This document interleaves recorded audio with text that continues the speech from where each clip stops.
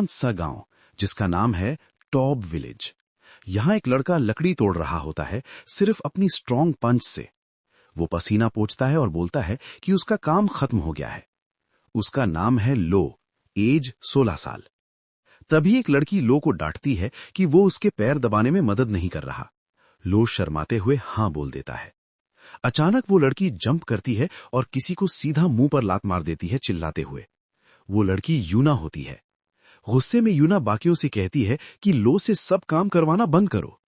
लो चुपचाप सबको देख रहा होता है, थोड़ा सा लॉस्ट सा लगता है। यूना लो को डांटती है कि वो हमेशा पुश ओवर जैसा बिहेव करता है और उसे थोड़ा बोलना सीखना चाहिए।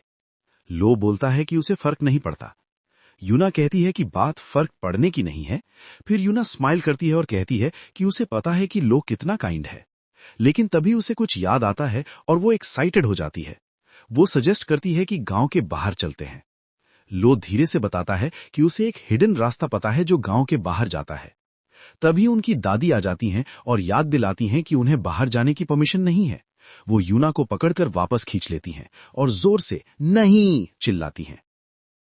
एक गांव वाला कहता है शांत हो जाओ, लेकिन यूना गुस्से में बोलती रहती है। एक आदमी लो से बोलता है कि बाद में पानी भरने में मदद कर देना। लो पोलाइटली हाँ बोल देता है। यूना चिल्लाती है कि उसे काम नहीं करना। कोई बोलता है कि लो और यूना बिल्कुल ऑपोजिट हैं। एक लड़की लो से कहती है कि थोड़ा रेस्ट कर ले और अपनी मर्जी का कुछ कर। फिर भी लो कहता है कि वो मदद करेगा। लो याद करता है कि उसके पेरेंट्स बहुत जल्दी गुजर गए थे, लेकिन फिर भी गांव वालों ने उसे फैमिली की तरह रखा। वो समझता है कि सब लोगों ने उसे सपोर्ट किया ताकि वो कभी अकेला महसूस न करे। एक आदमी को पीठ पर उठाए हुए लो सोचता है कि वो इस एहसान का बदला कैसे चुकाए। वो मुस्कुराता है और बोलता है कि उसे अपना गांव और यहाँ के सब लोग सच में बहुत पसंद है। बूढ़ा आदमी इमोशनल होकर लो को गले लगा लेता है और कहता है कि वो बहुत ज्यादा ही अच्छा है। लो चलते हुए सोचता है कि उसके लिए सबसे इंपॉर्टेंट ये गांव के लोग ही हैं। यूना को गांव के बाहर जाने की कोशिश के लिए बांस के पिंजरे में बंद कर दिया जाता है। वो कंप्लेन करती है कि उन्हें कभी बाहर जाने क्यों नहीं देते। वो बोलती है कि बाहर के लोग यहाँ आते हैं तो बाहर जाने में क्या प्रॉब्लम है। दादी कहती है कि बात ये नहीं है, बाहर की दुनिया खतरनाक है। वो सीरियस टोन में बताती हैं कि वो लोग नफरत किए जाते हैं। यूना कंफ्यूज हो जाती है और पूछती है, नफरत किससे? दादी ठंडी आवाज में बोलती हैं कि उसे रीजन जानने की जरूरत नहीं है। लोग कुएं पर पानी भर रहा होता है, अपना काम खत्म करके धीरे से बोलता है कि हो गया। तभी उसे कुछ आवाज सुनाई देती है। वो मुड़कर देखता है। यूना छुपके से इशारा करती है और श्श बोलती है। वो प्राउडली बताती है कि वो भाग निकली है और लो को साथ चलने को बोलती है। वो कहती है डांट पड़ेगी, लेकिन थोड़ी सी ग्लोरी के लिए वर्थ इट है। लो शॉक में होता है, लेकिन यूना उसका हाथ पकड़कर खींच लेती है। यूना घुटनों पर बैठकर कहती है कि दादी फिर गुस्सा होंगी। फिर स्माइल करके बोलती है कि सब ठीक है और वो उसे कुछ दिखाना चाहती है। लो शर्मा जाता है और ध्यान से सुनता है। दोनों एक जंगल से गुजरते हैं जहां लंबी लंबी पेड़ और सनलाइट आ रही होती है। यूना एक्साइटेड होकर आगे इशारा करती है और कहती है यही है। लो ऊपर देखता है और सरप्राइज हो जाता है। उनके सामने बाहर की दुनिया का बड़ा सा व्यू होता है। यूना हाथ उठाकर प्राउडली बोलती है कि ये बाहर की दुनिया है और ये बहुत बड़ी है। लो नीला आसमान और खुली दुनिया देखकर ऑ में रह जाता है। वो ब्लश करता है और बोलता है ये तो इनक्रेडिबल है। यूना उसके पास खड़ी होती है, सॉफ्ट सी स्माइल के साथ। लो एक बुक खोलता है और यूना से पूछता है कि क्या उसे बाहर की दुनिया के रूल्स पता है। बुक में रैंकिंग्स, पावर, सिस्टम्स, जॉब्स और रिवॉर्ड्स के बारे में लिखा होता है। यूना कंपेयर करती है और कहती है कि बाहर की दुनिया के रूल्स ज्यादा एक्साइटिंग हैं। वो डिक्लेयर करती है कि उसे गांव के रूल्स की परवाह नहीं, वो एडवेंचर पर जा रही है। वो लो की तरफ हाथ बढ़ाती है। लो हेजिटेट करता है। यूना कहती है कि उसे दुनिया में जाना ही पड़ेगा। वो याद दिलाती है जब वो 5 साल के थे और एक जायंट बर्ड ने उन पर अटैक किया था। फ्लैशबैक में खतरनाक काला पक्षी उन पर झपटता हुआ दिखाई देता है। यूना आंसुओं से कहती है कि लो ने उसे तब बचाया था। लो सरप्राइज हो जाता है। यूना एक्साइटेड होकर कहती है हाँ ये सच था। वो कहती है कि उस दिन से उसे पता चल गया था कि लो स्पेशल है, चाहे वो हमेशा थोड़ा ब्लैंक ही क्यों ना रहे। वो बोलती है कि जब लो सच में ट्राई करता है तो वो सबसे ज्यादा स्ट्रांग होता है। यूना ब्राइट स्माइल के साथ फिर इनवाइट करती है। दोनों एक खूबसूरत रास्ते पर चलते हैं। लो धीरे से थैंक्स बोलता है, फिर रुककर कहता है कि उसे अपना गांव बहुत प्यारा है और वो छोड़कर नहीं जा सकता। यूना गुस्से में उसे मुक्का मारती है और स्टबर्न इडियट बोलती है। वो चिल्लाते हुए चली जाती है, कहती है कि वो अकेले ही जाएगी और लो हमेशा यहीं अटका रहेगा। लो उसे जाते हुए देखता है और धीरे से बोलता है, ध्यान से जाना। वो अकेला बैठकर सोचता रहता है। टाइम पास होता दिखाया जाता है, आसमान बदलता है। लो डिसाइड करता है कि उसे वापस जाना चाहिए। तभी उसे आसमान में कुछ अजीब दिखाई देता है। एक ऑब्जेक्ट एनर्जी के साथ पल्स कर रहा होता है। अचानक वो चीज एक तेज रोशनी का बीम जमीन की तरफ छोड़ती है। शॉक वेव से लो हवा में उछल जाता है। वो जमीन पर गिरता है और कंफ्यूज होकर पूछता है, ये क्या था? आगे भागते हुए वो देखता है कि वो अजीब चीज गायब हो चुकी होती है। लो की आंखें अचानक डर से फैल जाती हैं। उसका दिल जोर जोर से धड़कने लगता है। उसे महसूस होता है कि कुछ बहुत गलत हो चुका है। उसके दिमाग में एक के बाद एक चेहरे आते हैं, यूना, दादी और पूरा गांव। घबराहट में वो क्लिफ के किनारे तक पहुंचता है, पर जैसे ही आगे बढ़ता है उसके कदम अपने आप धीरे हो जाते हैं। नीचे झांकते ही उसकी सांस अटक जाती है। गांव गांव गायब था। जहां कभी टोप गांव था, वहां अब सिर्फ एक बहुत बड़ा गड्ढा था। सब कुछ मिटा हुआ, जैसे कभी कुछ था ही नहीं। लो बिना पलक झपकाए देखता रह जाता है। उसका दिमाग समझने की कोशिश करता है, पर आंखों के सामने जो है वो सच था। गांव सच में खत्म हो चुका था। लो गड्ढे के अंदर भाग जाता है, चिल्लाता है, यूना, दादी, कोई है? कोई जवाब नहीं। तब अचानक उसके सामने यूना की एक तस्वीर सी उभर आती है। वो मुस्कुराकर कहती है कि वो हमेशा लो के साथ रहेगी। लो की आंखों से आंसू बहने लगते हैं। फिर और चेहरे दिखते हैं, गांव के लोग, सब उसे तसल्ली देते हुए कि वो अकेला नहीं है। ये सब बर्दाश्त से बाहर हो जाता है। लो घुटनों के बल गिर जाता है, जोर से चीख पड़ता है। उसका दर्द हवा में फैल जाता है। वो खुद से पूछता है कि ऐसा क्यों हुआ। आंखों में आंसू लिए वो सबको खोने का गम मनाता है। जमीन को जोर से पकड़कर वो खुद को कोसता है कि वो फिर से देश से पहुंचा। तभी एक आदमी जिसके बदन पर चादर होती है वहां आकर रुकता है। वो कहता है कि वो बस देख ही सकता था। वो चुपचाप लो के सामने खड़ा रहता है, उसके दर्द को समझते हुए। लो उसके सामने झुक जाता है। आदमी पूछता है कि क्या तुम टॉरी गांव के सर्वाइवर हो? लो हल्की सी आवाज में कहता है, हां। आदमी धीरे से कहता है कि यह बहुत मुश्किल होगा। फिर बोलता है कि अब वो आइलैंड भी नहीं रहा। लो को कहता है कि चिंता मत करो। वो पूछता है कि क्या लो जानता है कि वो अजीब चीज क्या थी? तभी एक और आदमी वहां आ जाता है। गुस्से और घबराहट में पूछता है, ये सब क्या हुआ? पूरा गांव कैसे गायब हो गया? लो दर्द और उलझन में चीखता है, मुझे बताओ, ये सब क्या था? चादर वाला आदमी गंभीर चेहरे के साथ बोलता है। वो लो को कहता है कि गांव को भूल जाओ। उसके हाथ में एक कागज देता है जिस पर एक सेफ जगह लिखी होती है। दूसरा आदमी गुस्से में चिल्लाता है, पूरा गांव मिटा गया और तुम बस भूलने को कह रहे हो? वो बोलता है कि ये दुनिया एक बच्चे के लिए सेफ नहीं है। लो चुपचाप सुनता रहता है। आदमी कहता है कि पास्ट को छोड़ दो, इसी में बचाव है। जाते जाते उसे वार्निंग देता है कि और ज्यादा इन्वॉल्व मत होना। वो लो से भीख मांगता है कि लड़ने मत जाओ और एक और शिकार मत बनो। तब लो के कान में यूना की बात गूंजती है कि वो सबसे ज्यादा स्ट्रांग है। उसके अंदर कुछ जाग उठता है। आदमी हैरानी से देखता है जब लो के आसपास ताकत फैलने लगती है। लो दांत भींचकर बोलता है, वो कभी नहीं भूल सकता जो हुआ है। उसके चारों तरफ एनर्जी घूमती है।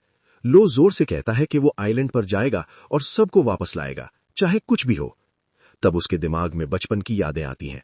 एक बार वो जमीन धंस जाने के बाद अकेला खड़ा था। उसने उस हादसे में अपने माँ बाप खो दिए थे। वो बिल्कुल अकेला रह गया था। तब किसी ने उसके कंधे पर हाथ रखा था। गांव वाले उसे अपने साथ ले आए थे। सबने उसे अपनी फैमिली की तरह रखा। यूना हमेशा खुश रहती थी, उसके पास रहती थी। लो को याद आता है कि वो हमेशा उसके साथ थी। गांव के सब लोग अच्छे थे। जो भी मदद मांगे वो कभी मना नहीं करते थे। एनर्जी से घिरा लो बोलता है, वो उनमें से किसी को भी कभी नहीं भूल सकता, कभी भी नहीं। वो जोर से चिल्लाता है, मैं आइलैंड जाऊंगा और सबको वापस लाऊंगा। उसे देख रहा आदमी इस भारी ताकत से हिल जाता है। लो के आसपास एक तेज औरा फैल जाता है। उसके शरीर से प्राणा बहने लगता है। बताया जाता है कि प्राणा हर जिंदा जीव की मानसिक शक्ति होती है। हर कोई इसे रख सकता है, पर बहुत कम लोग इसे महसूस कर पाते हैं। कुछ खास लोग इसे बिना सोचे यूज कर लेते हैं। आमतौर पर यह दिखता नहीं, पर जब प्राणा ज्यादा स्ट्रांग हो तो चमकने लगता है। कुछ जातियों के पास अलग टाइप का प्राणा होता है। कुछ चेहरे दिखते हैं जैसे गांव के लोग भी कुछ खास थे। चादर वाला आदमी जीभ चपकाता है। उसे समझ आ जाता है कि लो ही बैबल का सर्वाइवर है। वो कहता है कि वो लो को बाद में लेना चाहता था, पर अब वक्त आ गया है। वो एक तलवार लो की तरफ फेंकता है। बोलता है, अगर आइलैंड जाना है तो तलवार उठाओ। और अगर तुमने दम दिखाया तो मैं ट्रेनिंग दूंगा। माहौल और भारी हो जाता है। आदमी लाल तलवार पकड़कर कहता है, मुझ पर जान से वार करो। नीली प्राणा से चमकता लो लाल औरा वाले योद्धा के सामने खड़ा होता है। तलवारें टकराती हैं, तेज और भयानक लड़ाई शुरू हो जाती है। नया होने के बावजूद लो पीछे नहीं हटता। उसकी ताकत हैरान कर देने वाली होती है। लड़ाई और तेज हो जाती है। देखने वाला बोलता है कि लो का प्राणा कंट्रोल आम लोगों से काफी आगे है। लो और ज्यादा प्राणा छोड़ता है। एक जबरदस्त एनर्जी का झटका निकलता है। पूरा इलाका हिल जाता है। बाद में आदमी बताता है कि उस आइलैंड का नाम है ब्लैक गॉड सीट, एक रहस्यमयी जगह जो समुद्र के बीच अपनी जगह बदलती रहती है। अपनी पूरी कोशिश के बावजूद वह आदमी मान लेता है कि वो फिर से देर से पहुंच गया। लो को बताया जाता है कि एक थ्योरी के मुताबिक जो लोग उस रोशनी में घिरे थे, शायद उन्हें भगवानों के आइलैंड पर ले जाया गया हो। लो सोचता है, अगर उसने भी उस रोशनी को छू लिया होता तो शायद वो भी वहां पहुंच जाता। पर आदमी कहता है, ये सिर्फ एक अंदाजा है, पक्का सच नहीं। लो पूछता है, अब उसे क्या करना चाहिए ताकि वो उन तक पहुंच सके। आदमी समझाता है, पहला रास्ता है एडवेंचरर रैंकिंग सिस्टम। लो ध्यान से रिपीट करता है, एडवेंचरर रैंकिंग। ये सिस्टम एडवेंचरर्स को उनके काम, तजुर्बे और ताकत के हिसाब से रैंक करता है। जो लोग टॉप 10 में पहुंच जाते हैं वो इतने ताकतवर होते हैं कि खतरनाक मॉन्स्टर्स से लड़ सकें और दुनिया उन्हें पहचाने। अगर कोई टॉप 10 में आ जाए तो उसे भगवानों के आइलैंड तक जाने का हक मिलता है। वो आइलैंड इस दुनिया का नंबर 1 डेंजर जोन माना जाता है। लगभग कोई भी वहां से जिंदा वापस नहीं आया। आदमी लो से पूछता है, इतना सब जानने के बाद भी क्या तुम फिर भी जाना चाहते हो? लो बिना एक पल सोचे बोलता है, हाँ। आदमी उसे गहरी नजर से देखता है। उसकी आंखों में जो पक्का इरादा था वो आदमी को दिखता है। वो मान जाता है कि 1 साल तक वो लो को ट्रेनिंग देगा, पर साफ कहता है वो सिर्फ तलवार सिखा सकता है। लो हाँ बोल देता है। कहता है ये उसके लिए सीढ़ी होगी एडवेंचरर रैंकिंग चढ़ने की। आदा अपना नाम बताता है, आडा, नाइट रैंकिंग में नंबर 1 और इंसानियत का सबसे ताकतवर नाइट। जब लो से उसका नाम पूछा जाता है वो सिर्फ सीधा सा बोलता है, लो। आडा उससे हाथ मिलाता है और वार्निंग देता है कि वो उसे कभी भी छूट नहीं देगा। डूबते सूरज के नीचे जब दोनों हाथ मिलाते हैं, आडा लो को अपना पहला शिष्य मान लेता है। ट्रेनिंग शुरू होती है। लो का पूरा ध्यान सिर्फ एक चीज पर होता है, एक ही वार में दुश्मन को गिरा देना। जबरदस्त ट्रेनिंग के दौरान उसके हाथ फट जाते हैं, मांसपेशियां फट जाती हैं, हड्डियां तक चरक जाती हैं। कभी कभी तो वो मॉन्स्टर के मुंह में तक समा जाता है, जहां उसके शरीर से हर जगह से खून बह रहा होता है। उस दिन के बाद आडा ने कभी भी भगवानों के आइलैंड का जिक्र नहीं किया। लो मानता है कि गांव के लोग अभी भी जिंदा होंगे। सच जानने के लिए उसे खुद वहां तक जाना होगा। रास्ता चाहे कितना भी अंधेरा हो, वो हार नहीं मानेगा। लो सोचता है, आखिर वो आइलैंड है क्या और गांव ऐसे कैसे गायब हो गया? एक पूरा साल वो बिना रुके ट्रेनिंग करता है, सच तक पहुंचने के लिए। 1 साल बाद लो वहीं खड़ा होता है, पर अब पहले से ज्यादा ताकतवर। आडा पूछता है, क्या तुम सफर शुरू करने के लिए तैयार हो? लो जवाब देता है, मैं बहुत पहले से तैयार हूं। उसके दिमाग में यूना की आवाज गूंजती है। वो पल याद आता है जब यूना ने उसे एडवेंचर पर चलने को कहा था। उसे कभी लगा भी नहीं था कि एक दिन वो अकेला निकल पड़ेगा। लो डिसाइड करता है कि अभी के लिए वो यूना का सपना अपने साथ लेकर चलेगा। आडा कहता है, अब चलने का वक्त आ गया है। लो बिना रुके आगे बढ़ता है और सिर्फ बोलता है, हाँ। इस तरह 17 साल का लो, थोड़ा लंबा, थोड़ा ज्यादा मजबूत, इंसानियत के सबसे ताकतवर नाइट का शिष्य बनकर अपनी यात्रा पर निकलता है, भगवानों के आइलैंड की तरफ। उसकी आंखों में सिर्फ एक चीज होती है, पक्का इरादा। यहीं से उसकी असली एडवेंचर शुरू होती है। एक नक्शा दिखाया जाता है जिसमें वालार किंगडम के अंदर टोरी गांव की जगह बताई जाती है। तभी सीन शिफ्ट होता है। सामने आता है चमकता हुआ राजधानी शहर ट्रैक्सा। यहीं पर है अप्रेजल ब्यूरो का ट्रैक्सा ब्रांच। अंदर से कोई आवाज आती है, लूक, लूक। लूक अपनी टेबल पर सोया होता है। चारों तरफ किताबें बिखरी होती हैं। एक आवाज उसे जगाती है, टाइम होने वाला है। लूक घबरा कर उठ जाता है। उसे याद आता है कि वो फिर से सो गया था। हॉल में 2 औरतें चल रही होती हैं। एक पूछती है, क्या वो फिर से सो रहा था? दूसरी उसे डांटती है, लोगों की रैंकिंग का जिम्मा तुम्हारे हाथ में है और तुम ऐसे काम कर रहे हो। बताया जाता है कि अप्रेजर्स सिर्फ डेस्क पर बैठने वाले लोग नहीं होते। उनका बैज दिखाया जाता है जो बताता है कि ये लोग पूरी दुनिया में भेजे जाते हैं रैंकर्स का अंदाजा लगाने के लिए। अप्रेजर्स का पद बहुत इज्जत वाला होता है क्योंकि वो किसी के टैलेंट और इम्तिहान को पहचान सकते हैं। इस प्रोफेशन को दुनिया के सबसे स्ट्रेटेजिक कामों में से एक माना जाता है। एक लड़की घबरा जाती है अपनी जिम्मेदारी समझकर। उसकी सीनियर पूछती है, तुम अपने करियर में क्या करना चाहती हो? लड़की जोश से कहती है, उसके बहुत सारे गोल्स हैं। सीनियर समझाती है, प्रमोशन का सबसे अच्छा तरीका है किसी स्ट्रॉन्ग रैंकर की एक्सक्लूसिव अप्रेजर बनना। लड़की का सपना होता है एक ऐसा रैंकर ढूंढना जो टॉप तक पहुंच सके। सीनियर उसे मजाक में रैंकिंग की दीवानी बोलती है। लड़की मुस्कुराकर मान लेती है। फिर वो सोचती है, क्या कहीं कोई नया सितारा पैदा हो रहा है जो पूरे रैंकिंग सिस्टम को हिला दे? सीनियर को लगता है कि ऐसा कोई शख्स यहीं मौजूद हो सकता है। हॉल लोगों से भरा होता है। सब तीसरा टेस्ट देने आए होते हैं। लड़की सोचती है कि शायद ये टेस्ट ताकत का नहीं बल्कि नेचर और सोच देखने के लिए है। वो अंदाजा लगाती है कि वो अनजाना सितारा शायद वही हो जिसने कुछ महीने पहले अजेकन जंगल अकेला क्लियर किया था। सीनियर हाँ में सर हिलाती है, कहती है, इस बार बहुत अच्छे कैंडिडेट्स आए हैं। वो एक यंग तलवारबाज का जिक्र करती है जो नोबल फैमिली से है, रैंक 793। फिर एक सुनहरे बालों वाले लड़के का नाम आता है, मैक्सिमन फैमिली से, जो तेजी से आगे बढ़ रहा है। उनके अलावा भी और लोग हैं, एक व्यापारी रैंकर, एक भारी जिस्म का सेलर और पास ही बैठा एक गाइड रैंकर। अप्रेजर गर्व से कहती है कि उसके सब गेसेस सही थे। वो कहती है, सिर्फ देखकर उसे पता चल जाता है कौन किस फील्ड का रैंकर है। तभी एक लड़का काउंटर पर एक सोने का सिक्का रखता है। वो लड़की उसे वेलकम करती है और बताती है कि यहीं से एडवेंचरर रैंकिंग की रजिस्ट्रेशन होती है। लो सीधे बोलता है कि वो रैंकिंग एग्जाम ज्वाइन करना चाहता है। लड़की मुस्कुराकर कहती है, बिल्कुल सही वक्त पर आए हो। वो उसे एक फॉर्म देती है और कहती है अपना नाम लिखने को। साथ ही बताती है कि फीस 3000 में है। लो चुपचाप डेस्क पर बैठकर फॉर्म भरना शुरू करता है। उसी कमरे में और भी लोग बैठे होते हैं। प्रोसेस कंप्लीट करके लड़की उसे बताती है, तुम्हारा नंबर 53 है और अब दूसरे रूम में वेट करो। लो बिना कुछ बोले वहां से चल देता है। लड़की उसे जाते हुए देखती रहती है और कहती है कि आज भी बहुत से लोग नहीं समझते अप्रेजल ब्यूरो असल में करता क्या है।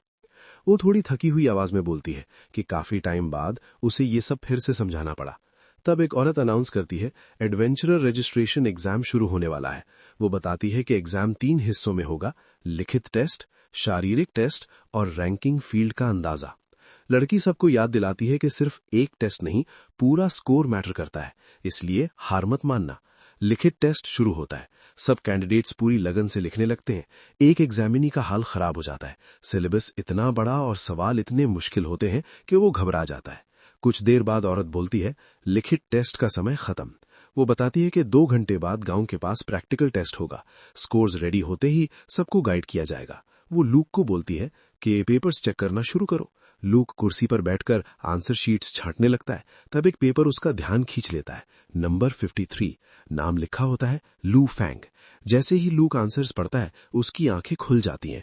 उसके दिमाग में एक ही बात घूमती है, ये आंसर्स बिल्कुल परफेक्ट है। जहां बाकी लोगों के पेपर रिजेक्ट हो रहे थे, ये एकदम अलग था। लूक झुंझला कर बोलता है, उसे एक जीनियस का पेपर चेक करना पड़ रहा है। इस बीच कैंडिडेट्स को जंगल के एरिया में प्रैक्टिकल टेस्ट के लिए ले जाया जाता है। एग्जामिनर रूल्स बताती है, आपस में लड़ना मना है। जो चीज पहले पकड़ेगा वही उसकी होगी। एक लड़का बोलता है उसे कीड़े पकड़ने आते हैं और जड़ी बूटियों का भी नॉलेज है। तब एक आदमी जबरदस्ती प्राइज छीन लेता है और भीड़ में हंगामा मच जाता है। लूक और एग्जामिनर थोड़ी दूर बैठकर थोड़ा आराम करते हैं। लूक कहता है, लगता है इस बार आधे से ज्यादा लोग पास हो जाएंगे। दोनों मानते हैं कि कम मूवमेंट होने से स्किल्स जज करना आसान होता है। तब एक आदमी आता है और पूछता है, क्या मैं सबसे पहले खत्म करने वाला हूं? वो एक चमकता हुआ पत्थर दिखाता है, रिगल ओर। एग्जामिनर बताती है, इसके 120 पॉइंट्स बनते हैं। वो पूछती है कि तुम इतने में ही रुक जाओगे? आदमी कहता है, हाँ, मेरा काम हो गया। वो बोलता है उसे मर्सनरी होने की वजह से रैंकिंग से कोई फर्क नहीं पड़ता। तब एक लड़का भागता हुआ आता है, हैरान होता है कि वो पहले क्यों नहीं पहुंच पाया। एग्जामिनर उसके हाथ में पकड़ी चीज देखती है और बोलती है, ये 160 पॉइंट्स की है। सब शॉक हो जाते हैं। वो समझाती है कि ये चीज उसके गांव में आम है, इसलिए ज्यादा रेयर नहीं मानी जाती। दूसरा लड़का उसका मजाक उड़ाता है कि इतनी आम चीज पर इतना घमंड क्यों। दोनों के बीच तनाव बढ़ने लगता है। एक दूसरे को चैलेंज कर देते हैं। अप्रेजल लड़की आंखें फैलाकर देखती है जब दोनों बेहद तेज रफ्तार से मूव करते हैं। एग्जामिनर बस इतना बोलती है, ओह, जैसे कुछ अनएक्सपेक्टेड हो गया हो। तब एक आदमी आता है जिसके पीछे एक बड़ा सा लाल ग्रिजली घिसटता हुआ आ रहा होता है। वो जंगल के रास्ते से उसकी लाश खींचता हुआ ले आता है। सब देखकर हिल जाते हैं। वो शांत आवाज में कहता है, उसे समझ नहीं आ रहा था कि क्या लाए, तो ग्रिजली का गॉल ब्लैडर ले आया। एग्जामिनर कंफर्म करती है 300 पॉइंट्स। वो आदमी बिना किसी रिएक्शन के बस हाँ बोल देता है। भीड़ में सन्नाटा छा जाता है। सब सोचने लगते हैं कि ये बंदा है कौन। लड़की हैरान होती है कि लिखित टेस्ट फेल करने के बावजूद उसे ग्रिजली की पहचान कैसे थी। वो कहता है उसके गांव में ये कॉमन है, इसलिए देखकर ही पहचान लिया। अप्रेजल लड़की खाली नजरों से पूछती है, क्या किसी ने इसे लड़ते हुए देखा? एक आदमी बोलता है, सब कुछ उसके सामने हुआ था। फिर कहता है, पर असल में उसे कुछ दिखाई नहीं। तब एक फ्लैशबैक दिखाया जाता है। यूना सीधा लाल ग्रिजली पर झपटता है। एक ही वार में वो दरिंदा गिर जाता है। अप्रेजल लड़की उसे घूर कर देखती रहती है। अभी भी पूरी तरह यकीन नहीं होता। तभी सीन शिफ्ट होता है। अगला टेस्ट लोकेशन दिखाया जाता है, एक बहुत बड़ा अरीना। एग्जामिनर बताती है, ये टेस्ट इंसानों के बीच मॉक बैटल का होगा। इसका मकसद पास फेल नहीं बल्कि एबिलिटी चेक करना है। इंस्ट्रक्टर बोलते हैं, मुकाबले 1-on-1 होंगे।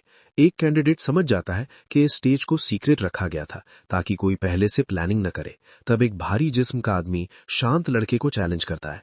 वो उसका मजाक उड़ाता है कि पहले पत्थर यूज करके सबको धोखा दिया। वो पूरी ताकत से हमला करता है, पर लड़का एक ही पंच में उसे बेहोश कर देता है। आदमी जमीन पर गिरा होता है। लड़का शर्मिंदगी से बोलता है, गुस्से में हो गया था इसलिए ऐसा कर बैठा। लड़की कहती है, इस रैंक पर होते हुए भी ये लड़का पहले ही मॉन्स्टर बन चुका है।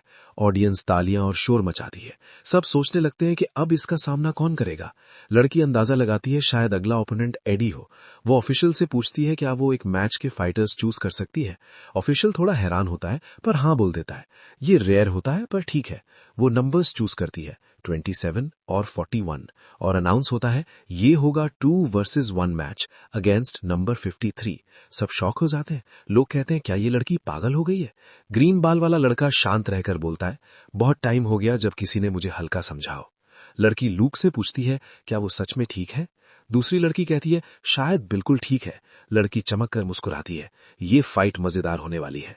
यूना तलवार पकड़कर आगे बढ़ता है। उसकी तलवार चमक रही होती है। कोई उसे मॉन्स्टर कह देता है। एक कोलोजियम जैसे अरीना में बहुत सारे स्टूडेंट्स जमा होते हैं। ऑडियंस सीट से यूना और एक चश्मे वाली औरत पूरा सीन देख रही होती है। यहीं पर माहौल पूरी तरह तन जाता है। लो बाजू बांधकर पूरे फील्ड को शांत नजरों से देख रहा होता है। उसका पोस्चर बिल्कुल कॉन्फिडेंट होता है, जैसे उसे कोई जल्दी ही नहीं। उसके सामने एक आदमी तलवार पकड़े खड़ा होता है और उसके साथ एक छोटा सा लड़का। दोनों मैच के लिए तैयार लगते हैं। यूनिफॉर्म पहने एक आदमी बताता है कि ये दोनों आउल ड्रेक्स के मेंबर हैं। वो समझाता है कि पिछले साल आउल ड्रेक्स ने काफी नाम कमाया था जब उन्होंने एक बहुत खतरनाक गैंग को खत्म किया था। ये गैंग अपनी बेरहमी के लिए मशहूर थी, बॉस समेत, और दुनिया के सबसे खतरनाक क्रिमिनल्स में गिनी जाती थी। ब्लॉन्ड बालों वाला छोटा लड़का इंट्रोड्यूस होता है, एडी हारकमन। बताया जाता है कि एडी आर्चरी का प्रोडिगी है। सीन दिखाया जाता है जहां एडी जंगल में ट्रेनिंग कर रहा होता है। उसने ये सब अपने पिता से सीखा था, जो कभी आर्चरी रैंकिंग में नंबर 2 हुआ करते थे। कहा जाता है कि हर आर्चर एडी को जानता है क्योंकि उसकी स्किल और उसका नाम दोनों ही रिस्पेक्ट के लायक हैं। तब लो आगे बढ़ता है, आउल ड्रेक्स के दोनों मेंबर्स के सामने, उनका चोजन ओपोनेंट बनकर। उसकी तलवार चमक उठती है। इस बार वो पूरी सीरियसनेस के साथ लड़ने वाला होता है। रेफरी अपना हाथ उठाकर जोर से बोलती है, मैच शुरू। एडी तुरंत अपना धनुष पूरी ताकत से खींचता है। तीर बिजली की तरह लो की तरफ आते हैं, पर लो हैरान कर देने वाली स्पीड से उन्हें बचाता हुआ आगे बढ़ता है। तीर से बचकर वो सीधा आगे दौड़ता है। एक के बाद एक तीर आते रहते हैं, पर लो उन सबसे बच निकलता है। पल भर में वो दोनों के बिल्कुल पास पहुंच जाता है। तलवारों की भयानक टकरार होती है। लो की तलवार और सामने वाले का हथियार बार बार टकराते हैं। फाइट इतनी तेज होती है कि 2 स्पेक्टेटर्स बोलते हैं, हमें बस आवाजें सुनाई दे रही हैं, दिख कुछ नहीं रहा। लो का ध्यान बिल्कुल एक जगह होता है। वो एक जबरदस्त हमले को नीचे से ऊपर की जोरदार स्ट्राइक से रोकता है। फिर वो उछलकर ऊपर से भारी वार करता है। एक के बाद एक तेज हमले गिरते हैं। हमले की ताकत से आउल ड्रेक्स का एक मेंबर पीछे जाकर गिर जाता है। भीड़ में हंगामा मच जाता है। एक आदमी डर के मारे चिल्लाता है, ये क्या था? लो शांत कदमों से आगे बढ़ता है। जब दोनों ओपोनेंट्स जमीन पर पड़े होते हैं, लोग अंदाजा लगाने लगते हैं कि शायद लो टॉप नाइट रैंकिंग्स के पास होगा, पर जो ताकत उसने दिखाई वो किसी ने पहले कभी महसूस नहीं की थी। लो पूछता है, क्या तुम दोनों किसी और रैंकिंग में भी हो? एडी जवाब देता है, मैं आर्चरी रैंकिंग में नंबर 42 हूं। उसका पार्टनर कहता है, मैं मर्सिनरी रैंकिंग में 753 हूं। लो मन ही मन सोचता है, अगर उन्हें हरा दिया तो वो ट्रिपल डिजिट रैंकिंग के करीब पहुंच जाएगा। तब अचानक हरी एनर्जी लो के चारों तरफ फैल जाती है। पूरा अरीना हिल सा जाता है। सब लोग शॉक में आ जाते हैं। एडी भी हिला हुआ होता है लो की अचानक बदली हुई प्रेजेंट से। यूना तुरंत पहचान लेती है, ये प्राणा है। उसकी मारकर आंखों से वो देख पाती है कि ये प्राणा कितना इंटेंस है। एडी समझ जाता है कि रैंकिंग सिर्फ प्रोफेशन से नहीं होती, लो की ताकत इस बात का सबूत होती है। एडी बोलता है कि वो सिर्फ आर्चरी रैंकिंग में ही नहीं बल्कि कैंपर रैंकिंग में भी प्रिसीजन शूटिंग के लिए मशहूर है। उसकी आंखें फोकस करती हैं। वो एक बहुत ही प्रिसाइज तीर छोड़ता है। तीर जमीन पर लो के बिल्कुल पास लगता है, बस थोड़ा सा चूक जाता है। लो और तलवारबाज फिर से आमने सामने खड़े हो जाते हैं। तलवारबाज कंफ्यूज हो जाता है लो के शांत और अटूट पोस्चर से। तब लो अपनी एनर्जी एक्टिवेट करता है। हरी रोशनी से उसका शरीर चमक उठता है। अगले ही पल लो सामने के पीछे होता है। उसकी स्पीड और ताकत दोनों ही दबाव बना देते हैं। बचा हुआ ओपोनेंट अपनी तलवार गिरा देता है। शांत आवाज में कहता है उसे बाद में काम है और वो अपने पार्टनर की तरह बेहोश नहीं होना चाहता। लो उसे चुपचाप देखता है, कोई रिएक्शन नहीं देता। वो धीरे से बोलता है, मॉन्स्टर। लो सीधा खड़ा रहता है। जब लोग सोचने लगते हैं ये लड़का असल में है कौन, सब हैरान होते हैं कि उसने 2 ट्रिपल डिजिट रैंकर्स को हरा दिया। यूना खुशी और हैरानी से पूरा सीन देखती है। रेफरी मैच रोक देती है। जज अनाउंस करता है कॉन्टेस्टेंट नंबर 53 विनर है। चश्मे वाली औरत देखती है कि यूना भाग रही है। वो उसे आवाज देती है। यूना कॉरिडोर से भागकर एक डेटा टर्मिनल की तरफ जाती है। कंप्यूटर पर बैठकर तेज टाइपिंग शुरू करती है। स्क्रीन पर एक्सक्लूसिव अप्रेजर डेटाबेस का रिजल्ट दिखाई देता है। यूना लो का प्रोफाइल ढूंढ निकालती है। वो देखकर हैरान होती है, न कोई क्रिमिनल रिकॉर्ड, न कोई सीक्रेट बैकग्राउंड। वो खुशी से सोचती है, जैकपॉट। उसे समझ नहीं आता इतना टैलेंट इतने टाइम तक छुपा कैसे रहा। यूना एक सील्ड चेंबर में जाती है, फिर पूरे जोश के साथ लो की तरफ दौड़ती है। जोर से बोलती है, मुझे अपनी एक्सक्लूसिव अप्रेजर बना लो। तुरंत भीड़ लो के इर्द गिर्द जमा हो जाती है और लोग भी उसे रिक्रूट करना चाहते हैं। यूना घबरा जाती है, वो देर से आ गई। लो ऑलरेडी रिक्रूटर से घिरा होता है। लो कंफ्यूज होकर पूछता है, एक्सक्लूसिव अप्रेजर क्या होता है। यूना तुरंत बोल पड़ती है, मैं बताती हूं। वो समझाती है, एक्सक्लूसिव अप्रेजर एक ऐसा इंसान होता है जो रेगुलरली किसी रैंकर के स्टैट्स चेक करता है और अपडेट करता रहता है। नॉर्मली रैंकिंग अपडेट करवाने के लिए लोगों को ट्रैवल करना पड़ता है और लाइन में वेट करना पड़ता है, पर एक्सक्लूसिव अप्रेजर के साथ रैंकिंग कभी भी तुरंत अपडेट हो सकती है। वो एक शीशे जैसा डिवाइस दिखाती है जिससे रियल टाइम स्टैट्स देखे जा सकते हैं। यूना लो को कहती है कि अगर वो फास्ट रैंकिंग बढ़ाना चाहता है तो उसे किसी एक्सक्लूसिव अप्रेजर को हायर करना चाहिए। लो मन ही मन सोचता है, उसे वाकई रैंकिंग जल्दी बढ़ानी है। वो यूना की तरफ मुड़ता है और कहता है, मेरी एक शर्त है। भीड़ के बीच लो सबसे एक सवाल पूछता है। गंभीर आवाज में बोलता है, क्या यहां कोई है जो मुझे एडवेंचरर रैंकिंग के टॉप 10 तक पहुंचा सके। यूना और बाकी सब लोग हैरान रह जाते हैं। भीड़ में धीमी आवाजें गूंजने लगती हैं। टॉप 10? ये लगभग नामुमकिन है। वो जगह मॉन्स्टर्स से भरी होती है। कोई कहता है सिर्फ तलवारबाजी काफी नहीं होगी। लो शांत रहता है, जैसे ये सब उसे पहले ही पता हो। यूना उसे देखकर और भी हैरान हो जाती है। जैसे ही लो जाने के लिए मुड़ता है, यूना मुट्ठी भींच लेती है। वो जोर से आवाज लगाती है और उसके पीछे भागती है, रुक जाओ। तभी सीन शिफ्ट होता है। एक बड़ा सा एकेडमी जैसा बिल्डिंग दिखाई देता है। वहां बैठकर यूना लो से पूछती है, तुम टॉप पर क्यों जाना चाहते हो। लो सीधे बोलता है, ये तुम्हारा काम नहीं। यूना जिद पकड़ लेती है, तो फिर मैं इसे अपना काम बना लूंगी। वो पूरे जुनून से कहती है, मैं तुम्हारी एक्सक्लूसिव अप्रेजर बनूंगी और तुम्हें टॉप 10 तक लेकर जाऊंगी। लो मना कर देता है, कहता है वो किसी बच्ची को खतरे में नहीं डालना चाहता। यूना तुरंत विरोध करती है। वो बोलती है कि सबसे पहले वो एक अप्रेजर है और टेक्निकली लो खुद भी एक बच्चा ही है। लो शांत आवाज में जवाब देता है, चाहे तुम बच्ची ना भी होती फिर भी वो किसी को हायर नहीं करता। वो थोड़ा रुकता है, फिर कहता है कि वो अपनी सिचुएशन में किसी और को घसीटना नहीं चाहता। तब यूना आगे बढ़ती है, आंखों में पक्का इरादा होता है। वो बोलती है कि उसे भी कुछ करना ही होगा। वो जज्बात में कहती है कि उसका मिशन भी उतना ही जरूरी है, चाहे उसकी जान क्यों ना लग जाए। यूना जिद से बोलती है कि वो लो के साथ मिलकर ये काम पूरा करना चाहती है। लो चुप रहता है। वो उसकी बात सुनता रहता है। दिल के अंदर उलझन होती है। सूरज धीरे धीरे ढलने लगता है। यूना उसके पास ही चलती रहती है, अब भी उसे सपोर्ट करने की उम्मीद के साथ। लो को अपना गोल याद आता है, आइलैंड तक पहुंचना और सबको वापस लाना। आखिरकार वो मानता है कि उसके पास भी एक काम है जो उसे पूरा करना ही होगा। लो और यूना एक बड़े और शानदार बिल्डिंग के बाहर खड़े होते हैं। यहीं से उनका सफर साथ में शुरू होता है। यूना खुशी से बोलती है, मेरा नाम ल्यूक एमरल्ड है और मैं तुम्हें टॉप रैंकर बनाकर रहूंगी। लो अपना नाम बताता है और इस पार्टनरशिप को एक्सेप्ट कर लेता है। दोनों हाथ मिलाते हैं। एक साइलेंट वादा होता है, अब ये दोनों पार्टनर्स हैं।